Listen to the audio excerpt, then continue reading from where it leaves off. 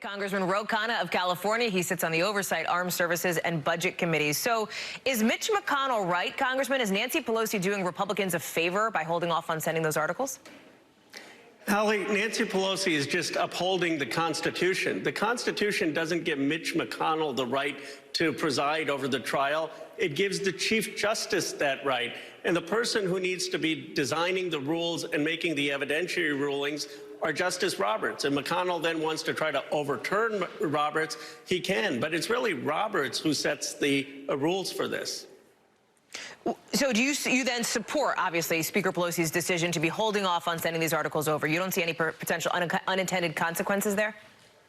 I don't. I think all Speaker Pelosi is saying is have a fair trial. I mean, let's put it simply. If someone is called into court, the defendant doesn't get to work with the judge to write the rules. You want to have a fair hearing. What McConnell is saying is have Donald Trump write the rules of the hearing. That makes no sense. What Speaker Pelosi is saying is have Justice Roberts, a Republican-appointed Supreme Court justice, come up with the rules, make them fair. And that's what the Constitution requires. Mitch McConnell, it seemed, based on the Republican sources that I talked to, had wanted, and publicly commenting, by the way, had wanted to start this Senate trial, like, right as soon as lawmakers got back for the holiday, right? This now complicates that. It looks like that is not going to be the case.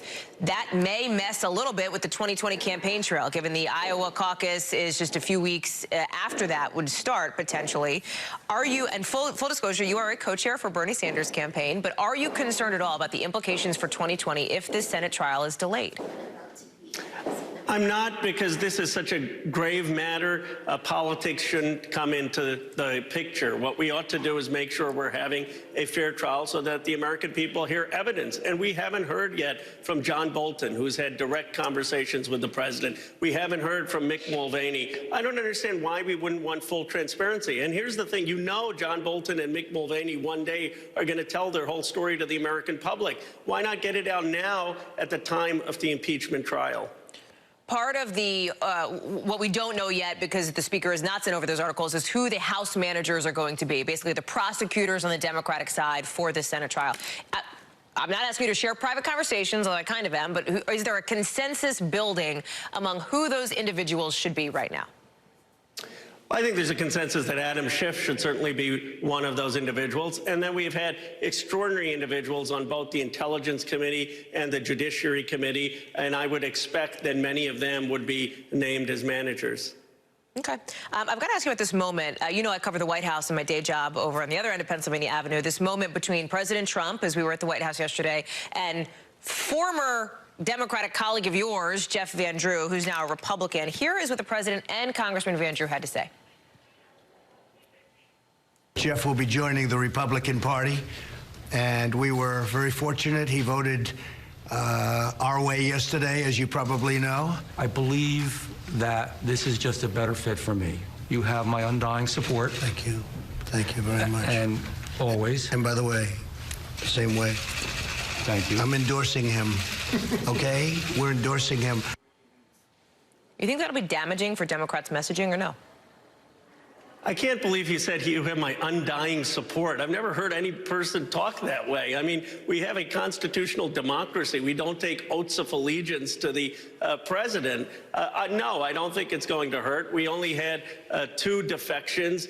When Bill Clinton was impeached, there were far more Republicans who defected. And I just think that the overwhelming caucus has voted to impeach, and it's a credit to Speaker Pelosi that she had her caucus unified. I need to ask about something else out today, too. This Washington Post report on former White House officials saying that they worry that Russian President Vladimir Putin influenced the president's perspective, essentially, on Ukraine in 2016. He met with Putin, of course, on the G20 sidelines back in July 2017. The line is, Putin told me, is what one former official says that they heard the president say. Do you think Democrats will ever get answers to questions around this? Are you concerned by that reporting and the way that the president has taken or has listened to Vladimir Putin? Hallie, I'm appalled. Here is what's so shocking. Russia is not even a top 10 economy anymore. I mean, my district in Silicon Valley has a higher GDP than Russia. And Donald Trump has elevated Putin for no apparent reason on the world stage. It's mind-boggling. And he's trusting Putin more than our own intelligence agencies. This is compromising our national security. And it's a total lack of understanding of Russia's role in the world. Congressman Khanna from California. Congressman, thank you for being back on the show. Enjoy your holiday break. I'm sure we'll see you over the next few weeks. Appreciate it. Happy holidays, Hallie.